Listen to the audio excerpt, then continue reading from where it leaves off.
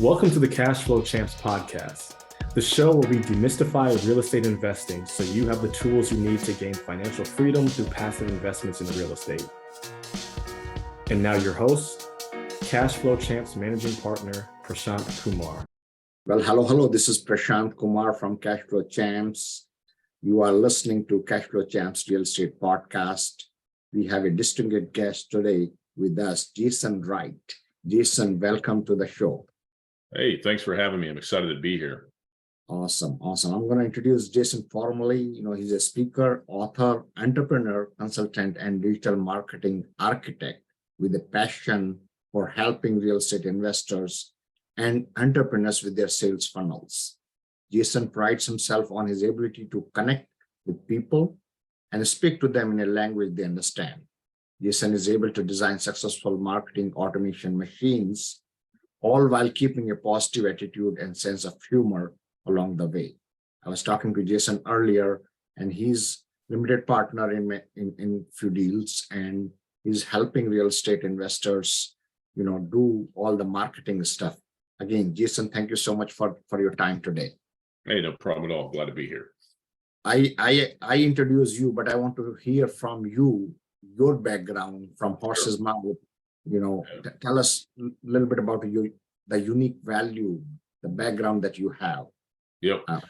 So I've got to give you a little bit of the journey. Like many people, I was in corporate America, not fulfilled, right? Didn't like having any control, didn't like having my time controlled and my income capped. So I was determined to make money online and do something for myself, and didn't go so well the first time. I quit my full-time job, failed pretty quickly, ended up having to go back to corporate out of desperation. And it took me about 18 more months of building this business before my wife was like, hey, you're making more money part-time than you are at the day job. Let's see what you can do full-time. So we got started with the digital marketing. And back then, I would pretty much work with anybody who would pay me, right? I wasn't real picky. And I started to dabble with the funnels, and I understood the power of the sales funnel. And it's like, man, this information, this understanding can help pretty much all businesses out there. So I've been doing this now about 5.5 years. And a couple of years ago, I worked with my first syndicator, and I really didn't understand what they did, but I understood there was a customer journey with their investors, and they had no automations of any kind. So I kind of got my feet wet with it.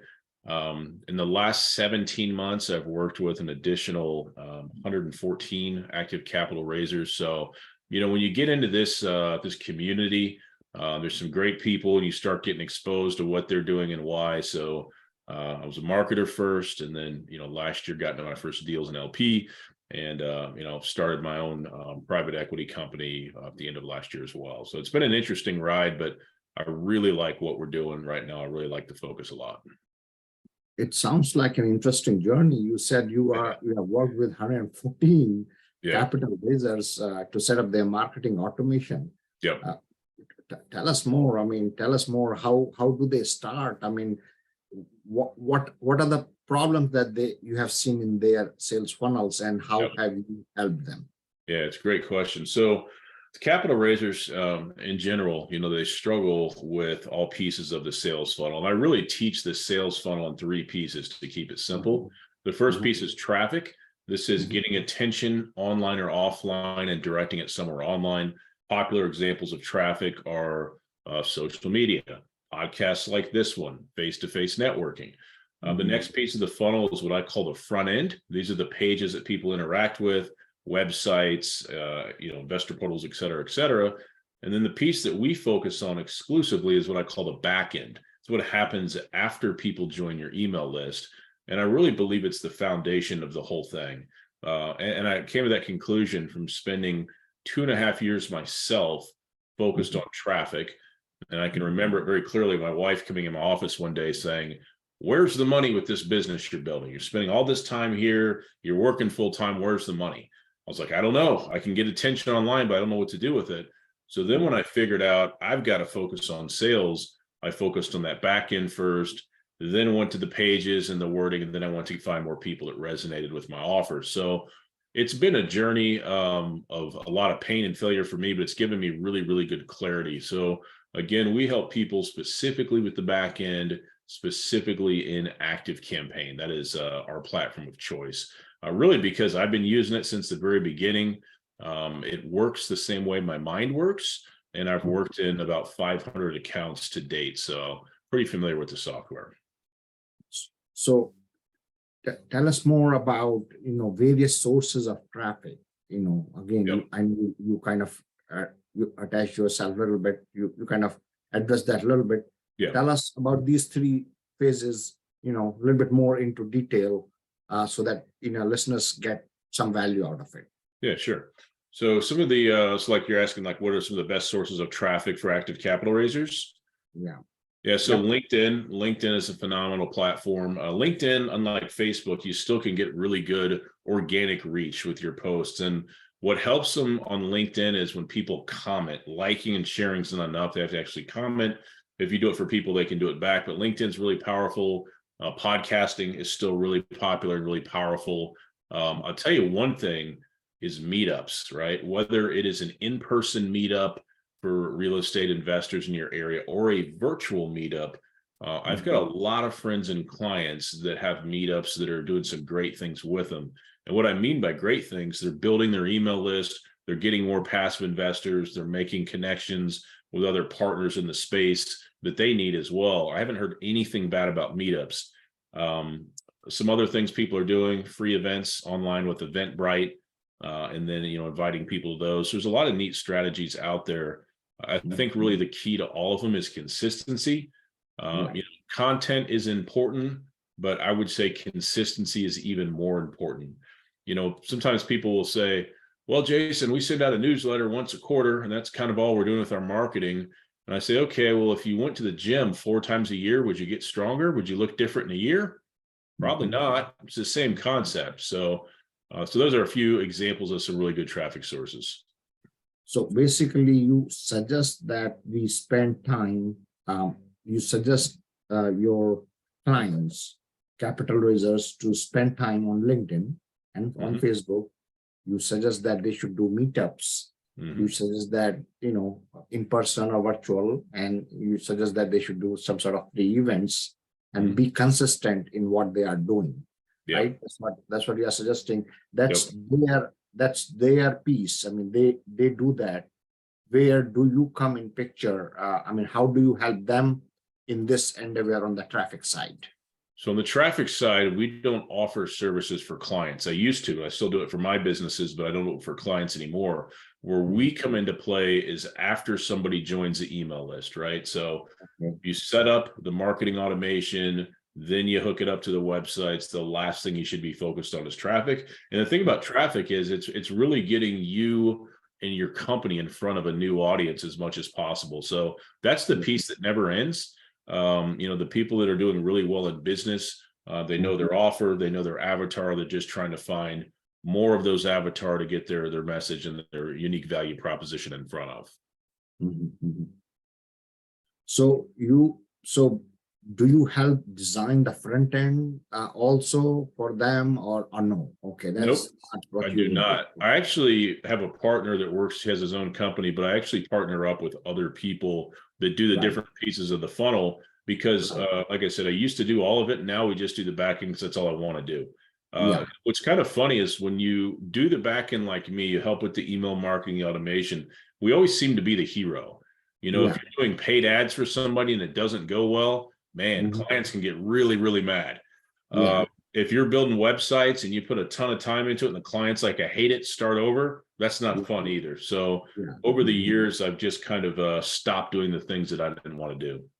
Got it. So email marketing, when you say backend, what all are the components on the back end? Email, text, voice, what all are the components that you get involved in? Yep. So that's a great question. Email and the two-way text is my favorite. I use a little bit of ringless voicemail in my business after I've jumped on a Zoom call with somebody, very subtly, just 2 of them. And I've actually had people respond, yeah, I got your call. And I was like, what are you talking about? I didn't call you. I forgot about it. But two-way text is probably the most powerful thing I've used. And the reason why, something happens in the mind of the people texting you. So people are very vulnerable in text. They're very open in text, even right away. And people will text you things that they will not email you and they will not share on a call, which is strange. So I think it's because people are used to texting family and friends. So that's just where their mind goes, but it's very conversational and extremely powerful. So I'm a big fan of it for sure. So what are the tools that you are specialized in the back end? I know you said Active Campaign is that what you want to use. Yep. What else do you use? Yeah, so there's another program called Sales Message. That's the two-way texting tool. It integrates with Active Campaign. So I actually send my text messages from Active Campaign automations. And then when people reply, I can reply, on my phone, and it records all that information in Active Campaign. We also use, Zapier as needed. And there's a lot of other little tools like Calendly and things like that. But getting that CRM and that digital marketing backend set up is really, like I said, the foundation, the nucleus of everything you're doing. And it makes a big difference. So. Got it. And in terms of, traffic or the front end, what are the tools that you have seen or you prefer that somebody would use to bring the data into the backend system? What are there anything? Yeah, I mean, you've got to have good lead magnets, right? There's got to be a good value exchange just to get somebody's email address. My lead magnets are typically, I want their first name, I want their email, and I want their phone number. And I'll literally say, I'm not going to call you. I want this for SMS, right? So when you do that, is an ebook enough value to get all that information? Probably not. So you need to be thinking about your lead magnets. What can I give people with a perceived value of $100 or more? Complete stranger, something that if a potential investor sees it, they go, I've got to have that information. If you put together attractive lead magnets, the people coming into your funnels are so much more engaged, and it's such a different experience for them. So there's got to be a real quality exchange there. And I think a lot of people forget about that. So what do you do? What do you suggest that? What makes a lead magnet attractive lead magnet? What are your thoughts? Yeah, so for one, you really have to know who your avatar is. You really have to know who you're targeting. To say people with money, you need to dial it in a little bit more than that. And sometimes it's a process. You can't just figure it out. I never set out to work with active capital raisers. I pivoted over the years, and I found a nice niche. So you got to know who you're targeting. And then I like video. Video is very powerful. I use video for everything I possibly can. Loom is a great tool. Zoom is as well, even though they're different.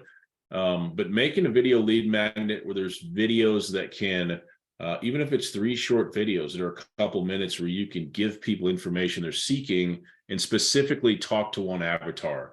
It should have enough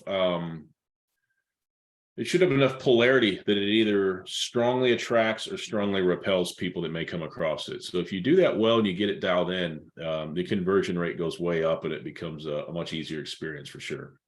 It's a process, though. It's a process.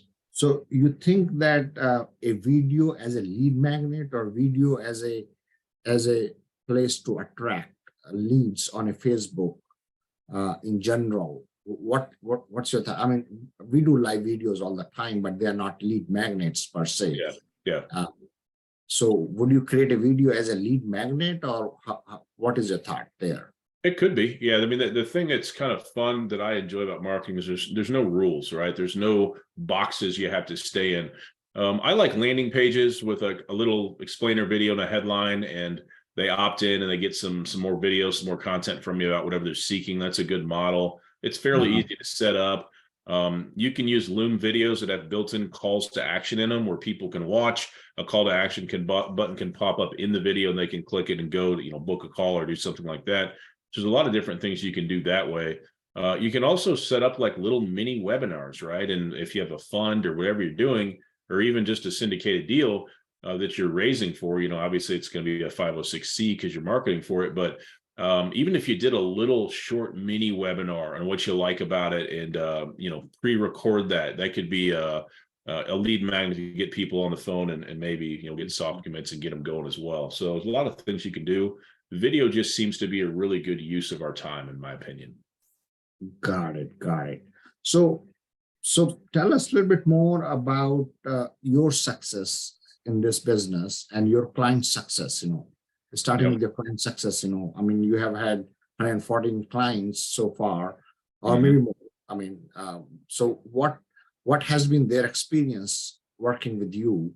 Yeah. Uh, I would and say it's been a good experience because we keep having people refer their friends and it just doesn't stop. So what we really help with, to kind of put it into context, we help with that potential new investor nurture. So as people come into your list, we indoctrinate them, we welcome them, we get them into a sequence that's going to nurture them to book a call. And then from there, there's different steps kind of in that initial customer journey.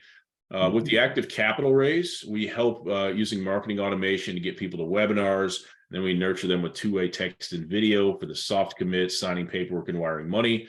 And then we have some other automations that are for special use cases, re-engagement, contact scoring, et cetera. So we help people automate as much as we can. You can't automate everything as much as we can, because what I find out from talking to hundreds of investors a year just on Zoom calls is that people aren't doing anything. Like, I'll ask people, hey, if somebody joins your list, what happens next? Nothing. If you Yeah. talk to somebody about investing and they don't choose to invest today, what happens next? Nothing. So there's just a lot of opportunity there. And we Yeah. set it up for them. We teach them how to use it with screen share video, and then we give them lifetime support on what we do. So it's a pretty, I mean, even from a high level, it's a pretty compelling offer, and people like it, and it works great, and we just keep making it better. So do you create the content also for the backend, or So we give them templates, right? We give them templates so they understand what they are trying to accomplish. We are giving a new tool out. A friend of mine in a different company just made this, but it's a 20-minute training video on how to use Chat GTP to write your email copy, and it's pretty amazing. It's pretty amazing stuff. So there's a solution there if you don't want to do it and you don't want to hire a copywriter. AI is pretty amazing these days. So, but we give them the framework and say, here, this is what we're trying to accomplish. You need to put it in your own voice, though. So, yep. Yeah. So you set up the template, but do you brand the template? Yeah, absolutely. Yeah, it's going to be branded, and they're going to have placeholder copy, and some of it they'll probably keep because for what it is, but some of it they definitely need to tweak. But yeah, we definitely brand the templates and all that good stuff. Yep.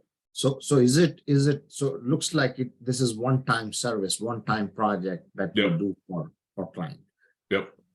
And what do you mean by the support? I mean, lifetime support, when you say. So people will have questions down the road, 6 months, a year, 2 years later. They may say, hey, is this possible, an active campaign, or what was this thing supposed to do again? So they'll have questions. It'll be both about strategy and architecture, how things flow. And I find kind of beyond 3 months, it really goes down. Beyond 6 months, it goes way down. So being able to make that offer doesn't scare me at all. Got it.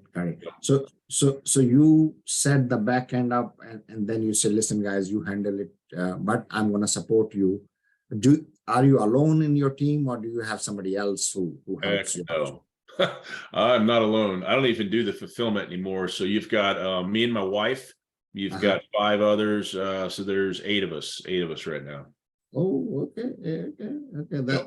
That's a big size team, basically doing all this. So and how many customers are coming to you usually now, and how long does it take for you to set this up for them? Yeah, this year, I mean, last year was our best year ever. This year, we're going to probably double revenue again for the 3rd year in a row. So more customers come, all the time. It's hard to say how many come each month, but our average keeps going up. Our typical turnaround time is 5 weeks. We do have an expedited option where we can speed that up for people that are willing to pay for it, but 3 to 5 weeks is kind of the range. So, got it. So I know you said one thing. One is just normal, normal backend setup. Second, you said if you are in a raise, are there specific things that you do for raise? I mean, separately, how does it work? So I don't know, about 40% of the people that hire me will be like, oh, by the way, I'm in the middle of a raise, or I have one starting next week. So what we'll do is we'll start at the piece of the project that helps them with the raise. right? And it's going to, announce the webinar, and so you get the sequences ready for the soft nurture and all that. And the webinar piece and the soft nurture need to be done first, but we can set that up pretty quickly. So while they're focused on that stuff, we can continue to work on the rest of the project. So it's fairly simple for us to get those pieces set up. And that's not, I'm just trying to ask a little bit deeper question, and in Sure. the sense that, what is typically the cost for your services, I know. If you don't Our, know, yeah, if you yeah, don't know, so answer, that's fine. it's so there's a couple different packages, but the average cart value of what people spend with us is $5,700 as of today, and obviously that'll only go up as we go into the future. Got it. So it's basically setting up the backend infrastructure on active demand, taking care of the funnels and stuff like that. But as far as the content creation is concerned, that is still their responsibility, and they're supposed to do that as they go along, basically. Yeah, but like I said, with that new step-by-step video with ChatGTP that we're giving them, they have no excuse to use that as their excuse, because they can literally knock it out in 30 minutes, which is unbelievable. So they're paying us for strategy, architecture, training, and support. Right. And what is the success? I know we can set this up, but the point is, what does customer get out of it? How many, do they do Facebook ads and bring the leads? See, that's the piece, as far as there's a lot of variables out of our control, right? So if people use the tool, people see the value in the tool. They've got a great CRM. They get responses out of text. I just had a guy reach out to me Monday of this week. He sent me a quick audio message and said, "Hey man, I used your automation in a new raise. We had our webinar, so it's the Nurture for Soft Commit." He said, "I got a guy that's soft committed 100 grand. I've never had that before." And I was like, "Sweet, cool, keep doing it." And he's like, "I was on a plane to Vegas when it happened." I was like, "That's the beauty of automation." So you get these little wins. We've had people raise $3 or $4 million in a couple of days, and there's a lot of variables that affect that. Yeah, if they already have a list of investors, if they're brand new, like, those things matter. Their traffic sources matter, but nobody can deny that if you make more touch points with your marketing, you're going to have more success. You're going to have more calls. You're going to have more conversations, and good things are going to come out of those. There's no way around it. Have you ever used a system called Kartra? Is that something? Kartra is going to be like a competitor to Active Campaign, what we use. So it's a different system. Active Campaigns, I would say they're the two competitors that I hear the most are going to be HubSpot and maybe Go High Level. And I've never used Go High Level, but I know there's some issues with email deliverability and some other things I've been hearing. But Active Campaign's less expensive than HubSpot. HubSpot's super powerful, but for the average person, it's pretty overwhelming. So we give people all they need, and there's quite a bit more it can do, but it's a good program. So besides Active Campaign, what all? I know you said we have Zapier and we have Calendly that is needed, but for a normal startup person, and I'm into marketing, by the way, that's why I'm asking these deeper questions. You can feel that. But beside, for a normal new guy, to come in and, get their system set up, what all do they need step by step? Just give me like 5 tools, that this should be enough for them. So for the full funnel or just the back end? For the full flow. Full funnel, I'm going to say if you have Active Campaign, if you have Sales Message, if you have Calendly, if you're doing your own deals, you need an investment portal, and then you need a website. Okay. Yeah, that gives you really the full funnel. Then the next piece is going to be traffic. Yeah. Traffic, again, how are you getting people in front of your forums, your offers? How are you getting people on your list, basically? Got it. No, this is super awesome, Jason. How do people connect with you? How do they come to you, and what is the process? What is the sales process that you have with them?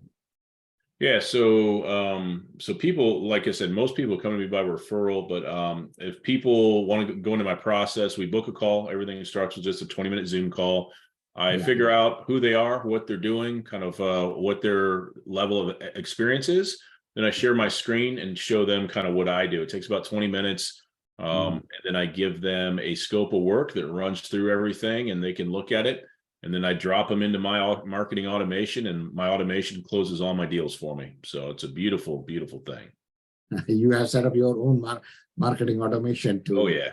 Oh yeah. I do all the sales for our company, but my automation does all the back end marketing for us. So And it's all text based or voice, or what is your yeah, so it's going to be email, two-way text, and a little bit of ringless voicemail, but email and two-way text is most of it. email to a text? Okay. And then obviously I'm nurturing with my podcast, with my Facebook group, with my YouTube channel, everything. Once you get people into your world in more than one place, everything you're doing is nurturing. And that's really the key. It's not finding that new investor one time, it's building that relationship and maintaining it. That's the piece people forget about. Yeah, building the relationship and maintaining it. I think that's the point. Absolutely. Got it. And how can our folks reach out to you? Yeah, if I've said anything today that's interested you, you can come to intentionallyinspirational.com, or you can check out capitalraisingautomations.com. Got a little video there for you, give you some education, give you some things to think about that I think you'll find interesting. Being on this podcast, do you have anything, any deal for anybody, that you would offer? So my other company, absolutely. So my other company is called Wind River Equity Partners, named after the Wind River Range in Wyoming. We are just in the final steps of setting up our first fund. It's a short-term rental fund. We're working with the great guys over at TechVestor. We've got some amazing stuff going on over there. So if that's of any interest to you, I'd love for you to come over and check out Wind River Equity Partners, and you can reach out to me there. And you said TechVestors. What is TechVestors? So TechVestor, it is a company, and they focus on short-term rental fund in a way that nobody else is doing it. It's generating a ton of revenue for the investors. They're building just a beautiful boutique portfolio of Airbnbs across the country, and doing it all in-house. It's all vertically integrated, but it's a beautiful thing. It's working really, really well. And I believe this is the second year they're doing it, but I'm feeding that fund as a fund manager. So I couldn't be more excited about it. So you are feeding that, and basically you're sort of a partner in that in a way. Yep. So they are the fund owner, and they are doing portfolio of short-term rentals across the country. Yeah, and for a guy like me, it's great because I just want to raise money and maintain those relationships with investors. I don't want to fool with anything else. So that's exactly what it is. Yep. Awesome. Jason, thank you so much for your time this afternoon. I appreciate it. I mean, this has been very helpful, and hopefully, our listeners are listening to it and they connect with you, and hopefully it was worth your time. Absolutely. I appreciate it. Thank you. Thank you for tuning in to this week's episode of the Cash Flow Champs podcast. Cash Flow Champs partners with busy working professionals and entrepreneurs that want to build and maintain generational wealth through real estate. Visit cashflowchamps.com to learn more about us